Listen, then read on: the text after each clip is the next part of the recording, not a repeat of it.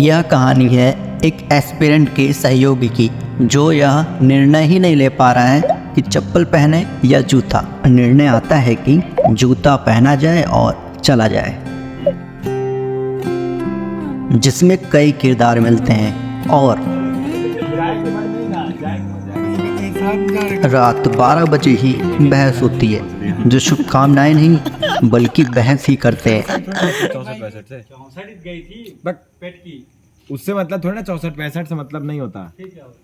आप जिसका फॉर्म निकला है उसमें मेरिट बनती है फिर। और अपनी कदमों और परछाइयों की परिकाष्ठा पार करते हुए और कुत्तों का अभिवादन लेते हुए अपने पहले राह पर चलते हैं।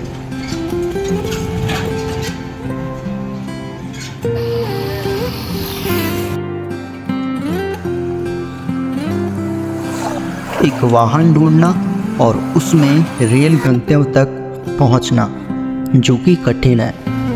लेकिन वह कहते हैं ना कि असफलता और सफलता में सिर्फ अ का फर्क है। और ज्ञान क्यों ना किसी भी समय लिया जाए, वह कभी व्यर्थ नहीं जाता।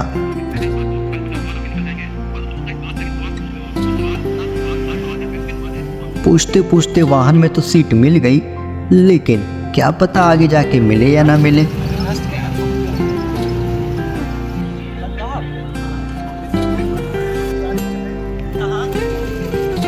खैर, रेल गंतव्य तक पहुंचते ही हमने अपने खाद्यान्न चाय और मक्खन से किया और फिर चल पड़ते हैं रेलगाड़ी पकड़ने। लेकिन महसूस हुआ कि यह हमने अपने देश को आबादी के अलावा दिया ही क्या है।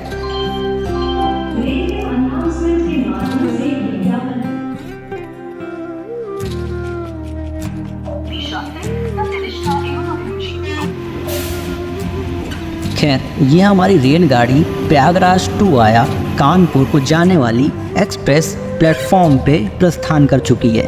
तो इस पेट के पेपर में लाखों लड़के और लड़कियां आज सफ़र करने वाली हैं। तो इसी का आज फ़ायदा उठाते हुए आज हम किसी भी बोगी में बैठ सकते हैं। तो फाइनली हमने डिसाइड किया कि हम स्लीपर बोगी में ही चलेंगे। ठीक है, मानते हैं सीट वीट नहीं मिली, खड़े होके ही जाना पड़ रहा है, लेकिन जनरल बोगी से तो बहुत सुकून है।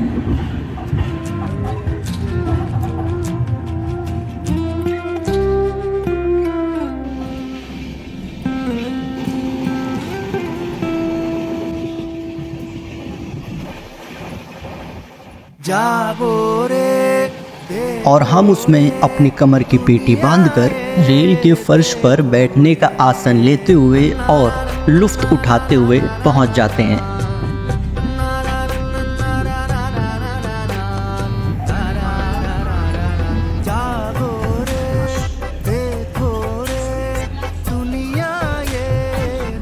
और एक बार और प्रमाणित करते हैं कि हमने आखिर में अपने देश को जनसंख्या ही दी है। और लुत्फ़ उठाते हैं स्टेशन का, क्योंकि समय की सीमा भी बहुत थी, जिसे करना और झेलना भी था।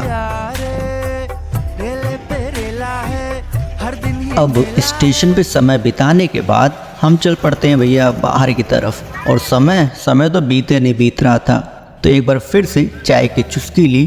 तो हमें समय बिताना ही था, तो हमें दिखा ये लिफ्ट। फिर क्या, इस लिफ्ट पे ऊपर चढ़ते और नीचे उतरते, और नीचे उतरते ये प्यारी सी मंदिर दिखती है। परीक्षा का समय होते ही परीक्षा को जाते हुए मायूसी और आते हुए उत्साह दिल को तसल्ली भी देता है। और फिर निर्णय लिया कि खान पान में कोई कमी नहीं होनी चाहिए। फिर क्या, निर्णय लिया कि पहले पेट पूजा फिर काम दूजा। भैया पाप और पुण्य की उड़ती यहाँ चिड़िया है। जैसा कर्म तेरा वैसी दिखती है दुनिया में।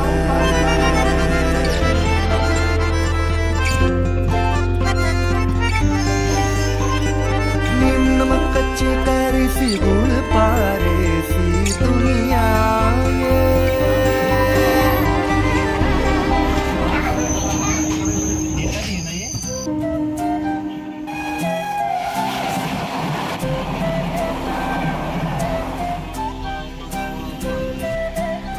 और नज़ारे भी इतने प्रतिकूल और अनुकूल थे जिससे हमें विभूति हो रही थी कि क्यों ना दिन कैसा भी हो, हमें अक्सर मुस्कुराते रहना चाहिए।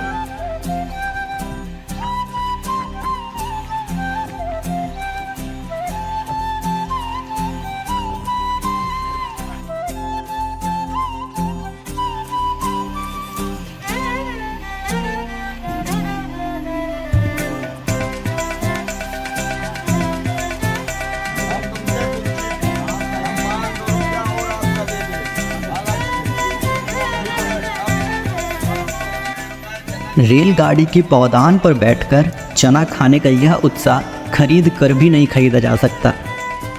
और यह हमारी रेलगाड़ी कानपुर से प्रयागराज घसीटते घसीटते आखिरकार 9 बजे हमें अपने शुरुआती स्थान तक पहुंचा जाती है और अंत में सभी कठिनाइयों और दुख दर्द को अंडे के रोल में लपेट उसे भी लपेट लिया।